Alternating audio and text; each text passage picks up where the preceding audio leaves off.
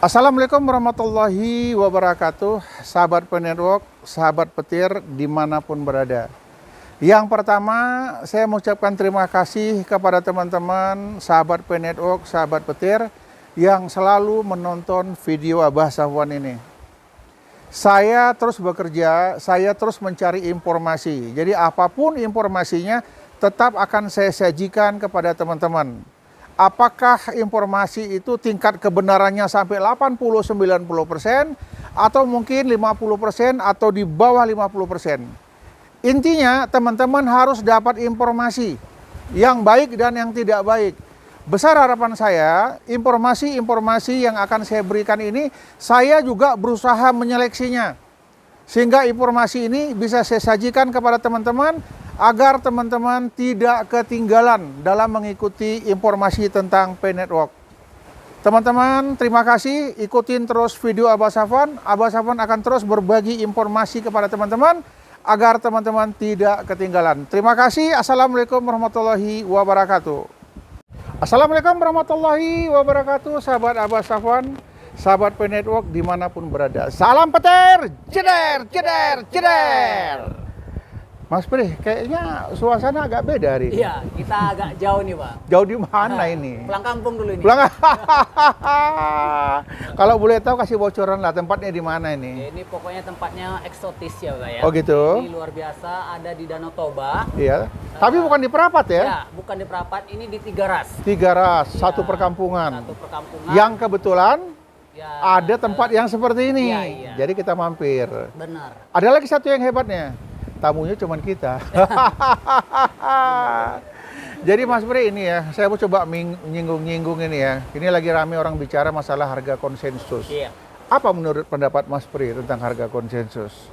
Ya, jadi kita sebagai pioner penambang itu kan berharap proyek ini cepat selesai ya, Pak ya. Kemudian open minded. Nah, kita tidak tahu sih sebenarnya open minded itu harganya di berapa gitu. Iya, iya. Tapi yang katanya halu lah mungkin ya. Ini kan kita pioner ini dibilang halu, oke lah kita dibilang halu. Tetapi kan awal konsensus itu. Yang bilang halu ini siapa? Ya, orang penetwork apa bukan? Bukan. Pasti bukan ya. Bukan, kan gitu. Atau mungkin orang yang main kripto lain dia cemburu dengan penetwork. Bisa jadi. Bisa jadi ya. Nah, tetapi angka konsensus itu kan bukan dari orang Indonesia. Bukan ya? Bukan. Jadi kalau orang Indonesia mendukung konsensus itu kewajiban. Kan Tapi gitu. kan andilnya kan ada Indonesia terhadap harga konsensus. Ya, Buktinya pasti. kemarin yang mereka barter-barter itu kan Benar. mengikuti harga konsensus. Benar. Berarti kan masyarakat Indonesia pemain penetwork mendukung harga konsensus. Jelas, Mbak. Nah, tapi yang paling meriah tuh Cina ya. Ya, jadi awalnya memang dari Cina mereka mendukung komunitas dari Cina tersebut mendukung bahwa konsensus itu kalau bisa harganya ya sebesar itu ya. Iya. Dan kemudian ada rumor lagi kalau Amerika katanya $1 juta dan lain sebagainya. Nah, itu hal-hal yang wajar karena Iya, memang iya. belum mainnet kan gitu, belum Iya, open iya. mainnet. Nah, kalau misalnya keputusan dari harga konsensus itu memang benar-benar terjadi, ya ini keberuntungan bagi pioner. Iya. Tetapi kalau tidak terjadi, saya yakin harganya juga tidak akan terlalu rendah. Karena apa? Karena ini mengingat bahwa komunitasnya besar, kemudian akan digadang-gadang menjadi sebuah Indo ya. Indo dari atau ibunya mata uang digital. Uang digital. Nah, kita kalau berbicara tentang ekonomi, Cina itu sekarang ini sudah sangat luar biasa. Tapi saya ingin bahas lagi, kenapa dia dikatakan Indo ya atau pusat uang digital ya? Seperti apa kira-kira? Jadi saya beranggapan begini, kenapa penetwork kok bisa dikatakan sebagai Indo uang digital? Karena yang saya lihat ini penetwork lah yang mampu merangkul 230 negara. Iya. Beda dengan Bitcoin. Bitcoin hanya beberapa negara saja gitu. Dan hari ini pun Bitcoin semakin hari semakin merosot. Iya. Info terakhir dari orang-orang yang memahami tentang Bitcoin bisa tembus sampai lebih kurang 13.000. Saat ini $16.000 per satu koin Bitcoin. Iya. Tetapi nanti akan bergerak terus bisa tembus ke 13.000. Dan ini hanya beberapa negara. Kenapa? Penambangan Bitcoin ini sulit. Iya. Biayanya mahal. Satu unit rig ya untuk melakukan penambangan itu harganya 32 juta. Tapi yang bagus ya, yang harga 7 juta pun ada. Iya. Tapi tak bisa hidup sampai 24 jam, bisa jebol. Jadi kalau yang harganya satu unit itu 32 juta, itu satu set itu bisa 6 rig. 6 rig lebih kurang 100 sekian juta. Itu pun dibutuhkan waktu 4 tahun untuk mendapatkan satu koin. Wow, itulah Mas Pri. Kita menganggap, wah Bitcoin harganya begini, tapi gimana nambangnya? Satu koin dibutuhkan waktu 4 tahun, dibutuhkan modal yang begitu besar. Alatnya ratusan juta, belum lagi listriknya. Iya. Belum lagi operator yang mengawasi alatnya itu. Ya mulanya zaman awalnya Bitcoin itu gampang. Mungkin orang nambang satu hari bisa 10. Tapi lama-lama berkurang. Sehingga satu Bitcoin bisa waktunya lebih kurang 4 tahun. Iya. Ini yang alatnya sedang-sedang saja. Tetapi banyak orang-orang yang kaya-kaya di sana karena Bitcoin ini penambangnya adalah orang-orang kaya. Orang-orang yang dianggap menengah itu 1.200 rig. Iya. Bayangkan kalau satu rig itu harganya 32 juta kali 110.000 rig. Tapi pada umumnya yang 1.200 itu menengah. Kalau yang sudah nanti di atas itu 10.000 itu udah kaum high itu. Ada lagi yang bahkan sampai 10.000. Ini luar biasa ini. Jadi inilah beratnya menambang Bitcoin, tapi betapa mudahnya menambang Pi Network.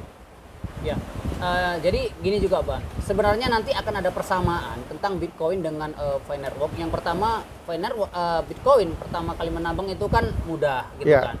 Tetapi lama-kelamaan dia akan mengalami namanya 0,000 sekian. Ya. Nah itu kalau di Bitcoin namanya Satoshi kan gitu. Ya. Nah jadi seperti nama penciptanya Satoshi Nakamoto. Ya. Nah di Pi Network awalnya juga kita menambang satu hari bisa 1 jam bisa 3 kan gitu, bisa 3 bisa 1 dan hari ini juga 0,00 sekian. Iya, gitu kan. iya, Nah, 0,0 artinya, sekian. ya mungkin ini Satoshinya Pi Network lah seperti itu. Nah kalau kita lihat ke depannya, kita kan sudah mendengar bahwa di Pi juga itu kan ada node nanti, Ya. sistem penambangan node. Nah kalau memang ini listing, ini mainnet, open mainnet dan kemudian ini berlaku, saya yakin orang-orang yang belum menambang hari ini, belum memiliki koin Pi, itu juga akan menggunakan sistem node seperti yang dilakukan hari ini di Bitcoin. Tapi tak semudah yang lalu. Sama 0,00 sekian itu sulit sekali Iya, seperti iya. itu. Dan kemudian kita lihat saja bahwa Pi yang biasanya cryptocurrency itu yang tidak boleh di Cina itu kan sekarang Pi sekarang di sana sangat banyak gitu. Iya.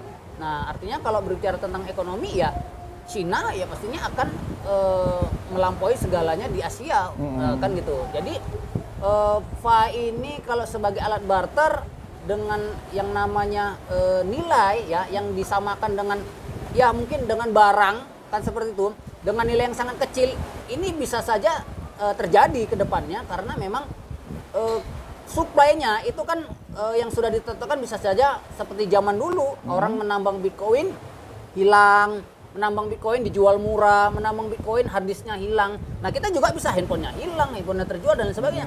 Mungkin nanti hanya beberapa sisa itu yang akan beredar di seluruh dunia dan pasti akan mahal seperti itu. Nah itulah jadi kenapa hari ini Pi itu digadang-gadang ya walaupun proyeknya belum selesai karena katanya rumornya juga kalau KYC belum selesai kita tidak akan open mainnet seperti itu. Tetapi yakinlah kalau misalnya tidak KYC kan gitu semua tidak KYC dan open mainnet diundur-undur ini juga akan menjadi Membawa kekecewaan. dampak ya. Ya, membawa dampak kekecewaan dari pioner sendiri. Ya kalau kita yang mungkin fanatik ya, atau mungkin kita memang pioner sejati, kita akan tunggu sampai kapan proyek ini selesai gitu. Tapi kalau yang Kita nggak bisa melawan, karena itu haknya core team. Benar. Kapan mau dibuatnya itu. Tetapi informasi yang kita dengar, tanggal 1 itu pertemuan rapat besar, diharapkan juga pada bulan Desember itu nanti open mainnet. Kan menurut kita, Iya. tapi kita nggak tahu menurut core team bersama Nicholas, apa keputusan mereka. Iya. Kalaupun katanya nanti menunggu KYC, saya rasa tidak juga. Iya. Ya, open mainnet bisa lanjut, KYC nanti mengikutin, Jalan. Iya. pasti jalan semuanya. Benar. Tidak mungkin seorang Nicholas core team mengecewakan penambang-penambang yang sudah ada. Benar. Ya, kalau masalah dia belum KYC itu hanya masalah teknis. Tetapi mereka yang belum KYC diakui sebagai anggota Pi Network dan kelak akan KYC. Jelas seperti itu. Nah, jadi teman-teman semuanya di manapun Anda berada, KYC belum datang, jangan khawatir. Pastinya core team ya ataupun yang memiliki project ini akan mengundang KYC tersebut. Dan kalau kita harap ya artinya open minded lah dulu, kemudian KYC ikut berjalan. Sambil berjalan. Itu pasti akan mendorong orang-orang yang belum KYC itu semangat. Orang-orang yang sudah menggunakan koinnya setelah dimigrasikan itu juga akan lebih semangat. Semangat seperti itu. Jadi ada kolaborasi yang sangat bagus lah di antara orang yang belum lulus KYC dengan orang yang sudah punya koin. Ini akan berjalan. Yang sudah lulus KYC, sudah transfer ke dompet wallet, ini menggeliting macam ulat bulu. Kepingin segera memanfaatkan koinnya. Tetapi mereka yang belum KYC, koinnya terjaga utuh, tidak terpakai sedikit pun. Kemudian nafsunya bisa tertahan untuk belanja-belanja. Tetapi orang yang sudah KYC, sudah transfer ke dompet wallet, ini sudah mencari sasaran, mau beli kemana, mau tukar di mana, ya. Kami ingatkan sabar dulu. Segala sesuatu yuk indah pada waktunya. Begitu ya Mas Bro ya. Apa pesan terakhir? Close ini. Ya, artinya buat teman-teman pionir sejati lah, ya hari ini boleh mendengarkan orang lain tetapi jangan dibawa perasaan, karena yakinlah apa yang Anda lakukan itulah yang Allah atau yang Tuhan berikan kepada Anda. Kalau misalnya nanti sukses, ya pasti itu jalan untuk Anda sukses. Jadi sayangi koinnya, jangan jual murah ataupun diumbar-umbar, karena saya yakin menunggu itu membosankan, tetapi hasilnya pasti akan memuaskan. Satu lagi pesan saya, itu tadi pesan Mas Pri, ini pesan saya. Yang pertama, jaga perasa sandi. Yang kedua, jaga passwordnya, jaga pinnya. Kemudian yang ketiga, beritahu keluarga, Anda main pin network, perasa sandinya ini, kodenya ini, cara bukanya ini.